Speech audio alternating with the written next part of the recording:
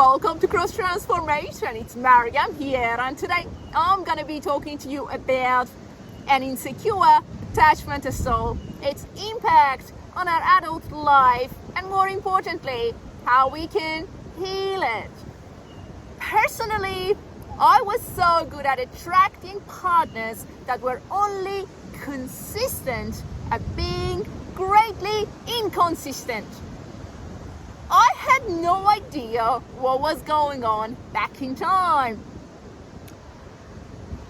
My relationship with them was inconsistent. I struggled with it for so long. There was peace. All of a sudden, that argument would lead to that breakup, that separation, followed by wanting to bounce back. And I couldn't understand what was happening. I didn't know the reason for those massive fluctuations. Finally, I had to find my way out of that pattern. So I learned about attachment, but also I understood the quality of my attachment, as well as the feelings that I had attached to that attachment from my childhood. Because that attachment from our childhood is gonna be the blueprint for the future attachments. So, talking about the quality of that attachment, regardless of it being insecure, we're gonna look at the quality of it. It was inconsistent. And that was my breakthrough. Wow! Because my primary caregiver couldn't be consistent with their actions, in their behavior, in their responses, in their availability. So I had to learn that my attachment was not consistent because that primary caregiver wasn't consistent in their behavior. Well, that was a big aha moment again. So the quality of our attachment, was yours consistent? My mother was a borderline and she also had narcissistic traits. So she couldn't be consistent in her behaviors, in her actions, in her responses, availability.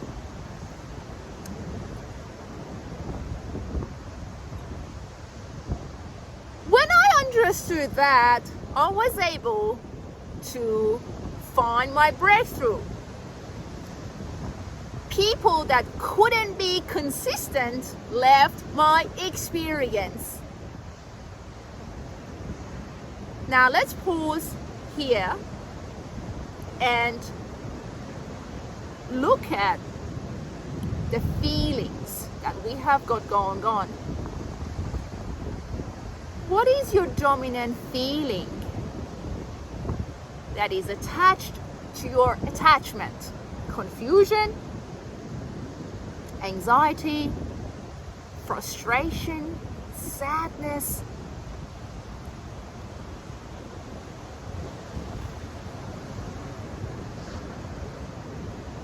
That helped me when I understood the feeling that I had attached to my attachment. I was able to come out of the pattern.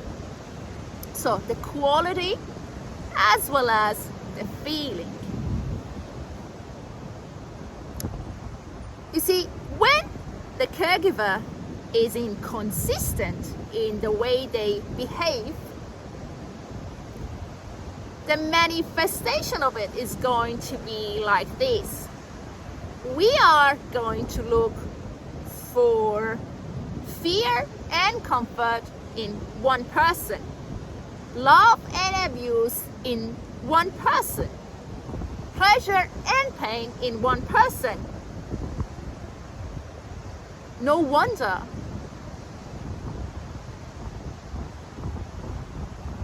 we would find ourselves walking into unhealthy relationships, that the partner is the source of abuse and the source of love, is the source of fear and the source of comfort, is the source of pain and pleasure. And then we're wondering what's going on.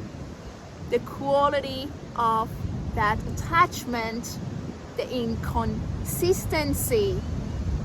The primary caregiver was inconsistent. So that's the blueprint. We need to find our breakthrough by realizing that. And again, the feeling. What feelings you have got attached to that attachment. Healing it. It wasn't easy to do it on my own, by myself. I had to surrender my perceptions to God to realize that my identity wasn't in that attachment, in the way that my mother acted or my dad responded. Just had to free myself, had to free my identity, my perceptions. You see, not identifying ourselves with what happened to us. That's the basis of my work. Getting our identity out of those realities and surrendering it to the cross, that who I am is my identity in God, not what my ego keeps telling me. That a state of separation, that somehow I have to keep looking for that primary caregiver in these partners, in these people. Through them, I'm trying to fix what happened to me in the past, to fix that broken attachment, that ruptured connection, because somehow I've learned to identify myself. My ego has taught me to identify myself with that attachment, with that primary caregiver. We want to come out of that narrative because we deserve better. So I had to yoke myself to Jesus. He never changes. The never-ending love of God. He loves, He's responsive, He's available, He's always present with me. God is love. And as I tune in to who I am in God, I'm realizing my own very essence, love. And in that realization, I'm no longer defined by that attachment, by that inconsistency, and those negative emotions that somehow I've attached to that early attachment. So come to the cross. This is my personal journey, but I want to share it with you that the truth is love. God Himself is love. He never changes. He never abandons. We may have beliefs that we keep projecting onto God, but the truth is the truth. God is love, and He's always with us. He's present with us, and He never changes. He's always here with us. So yoke yourself to Jesus. the reality is found in Christ, and we can do it. The personal growth journey is amazing. It's to journey with God's consciousness, to go beyond that attachment trauma, that neglect. Bless your soul. Hopefully you'll find this video helpful. I had to repeat this recording. I did it yesterday, but somehow there was a technical problem. May you be blessed. Have a great day. Look after your precious soul. Enjoy the journey with God in Christ. The healing work is hard, but rest in hope, rest in God. We can do it. Have a great day, and I'll talk to you soon. God bless you.